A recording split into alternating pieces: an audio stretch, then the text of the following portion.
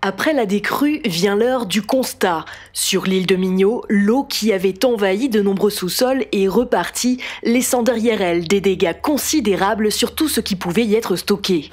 J'ai perdu beaucoup de choses, un peu de tout, hein. Le sous-sol, il y avait 1 mètre d'eau. Il y avait les machines à laver, les sèche-linges, des vélos, le jet ski qui était plein d'eau. Pour l'électricité sur le jet, c'est pas terrible.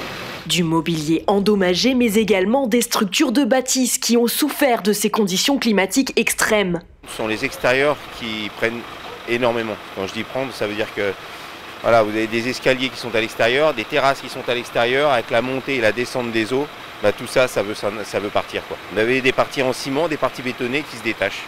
Alors forcément, une fois les préjudices déclarés aux assurances, les déchets sont jetés et c'est tout un système qui se met en place pour collecter ces encombrants. On s'est mis en accord avec le SPIC de façon à pouvoir, d'une part, mettre le tout venant d'un côté, les déchets d'électroménager d'un autre côté et ensuite les toxiques. Évidemment, les déchets ne peuvent pas être mis ensemble à chaque fois.